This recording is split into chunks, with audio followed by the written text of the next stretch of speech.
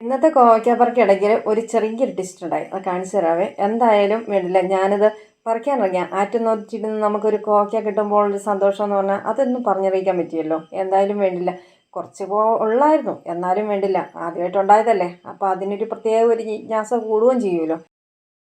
അങ്ങനെ ഞാൻ പറിക്കാനിറങ്ങി. പരിപാടിയൊക്കെ കഴിഞ്ഞ് വെച്ചിട്ട് അടുക്കളയിലെ ഡ്യൂട്ടിയൊക്കെ കഴിഞ്ഞ് അങ്ങനെ പോയതാണ്.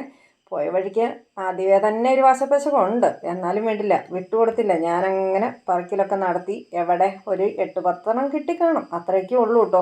അത് കൂടുതലൊന്നും പ്രതീക്ഷിക്കരുത്. ഒട്ടും പ്രതീക്ഷിക്കാത്ത നേരത്താണ് അത് സംഭവിച്ചത്. അപ്പം തൊട്ടേ നമ്മുടെ തലയിൽ കയറിയിട്ടുള്ള ഒരു കാര്യമാണല്ലോ, പെട്ടെന്ന് വീണ് കഴിഞ്ഞാൽ ആദ്യം നോക്കുന്നതന്നെ ആരേലും കണ്ടോന്ന്. അതാണിപ്പോൾ അവിടെ സംഭവിച്ചോട്ടോ. വീണതല്ല പ്രശ്നമായത്, കാലതിൻ്റെ അകത്ത് കുടുങ്ങി വെച്ചിട്ട് കാല് തിരിച്ച് വലിക്കത്തുമില്ല. അത് മാത്രമല്ല, കാല് വീണതല്ല എനിക്ക് പേടിയായത്, അതിൻ്റെ ഉള്ളിൽ വല്ല പാമ്പും ഉണ്ടോയെന്നുള്ളതാണ് പെട്ടെന്ന് എൻ്റെ മനസ്സിൽ കയറിയത്. എന്തായാലും ചെരുപ്പൊക്കെ അതിൻ്റെ ഇടയ്ക്ക് കുടുങ്ങിപ്പോയി. നിങ്ങളെ ഞാൻ കാണിച്ചു തരാം എത്രത്തോളം താഴ്ചയിലേക്കാണ് പോയതെന്ന്. സത്യം പറയാലോ, നല്ലപോലെ ഒന്ന് പേടിച്ചു പോയി. തൊട്ടടുത്താണെങ്കിൽ ആരും ഇല്ല താനും. എന്തായാലും വേണ്ടില്ല, കുറച്ച് നേരം അവിടെ അങ്ങനെ ഇരുന്നു. ആരും കണ്ടില്ല എന്ന് തോന്നിയപ്പോൾ ഒരു സമാധാനം. പതുക്കെ എണീറ്റിങ്ങ് പോന്നു. അത് കഴിഞ്ഞുള്ള അവസ്ഥയാണ് ഈ കാണുന്നതൊക്കെ. എന്തായാലും ഉണ്ടായിരുന്നതെല്ലാം ഞുള്ളിപ്പറിച്ച് എടുത്തു. പിന്നെ പതുക്കെ സ്കൂട്ടായിട്ടിങ്ങ് പോന്നു. ചെറിയ അവിടെ ഇവിടെയൊക്കെ ഒരു വേദന, അത്രയൊക്കെ ഉള്ളൂ.